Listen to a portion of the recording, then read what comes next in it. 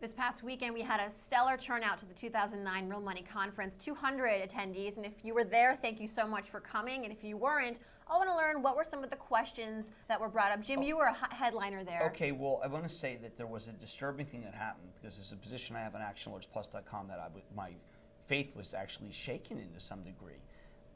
And that is Freeport, FCX. I'll tell you why. Most of the people whom I did my meet and greet with wanted to know about FCX.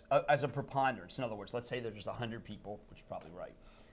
5 people wanted FCX versus scattered names. And then I went to Helene, whom I love, Helene Meisler, and she said, you know, Jim, everyone's asking me about FCX. Then yesterday I go to pick up my tickets to go to the World Series, and there's a guy waiting outside, and he goes, Jim, can I have your picture? Can I have my picture with you? I was always fine. And he goes, what do you think of FCX? So my takeaway is, wow, this is an overowned stock, and I don't want this to be Lucent.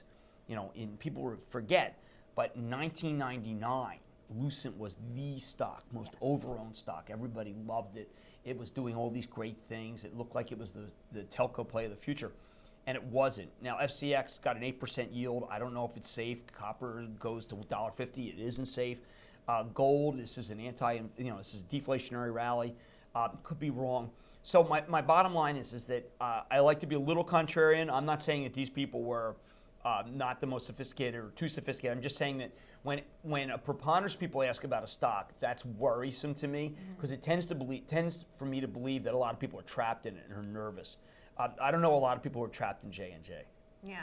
So were a lot of the attendees you thought were contrarian in their views? A lot of that? No, I mean I think that the attendees, Potash, Mosaic, FCX, not a lot of Pfizer. Yeah. Pfizer being a company that has billions of dollars and can pay that yield even while you're waiting for something to develop.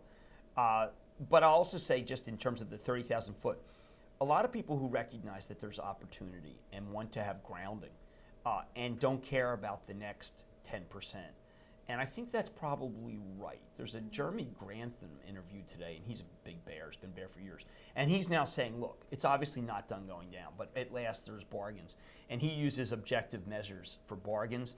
And for people who use objective measures for bargains, this market is right. But you have to know what metrics and what measures. And that's what the conference takeaway was. All right, thanks very much, Jim Cramer. Did you miss our conference? Then email us now at conference@thestreet.com to get the DVD. And if you couldn't come to our amazing event, you can still get all the same presentations, all the stock picks from Cramer, and the whole Real Money gang. Email us now at conference@thestreet.com.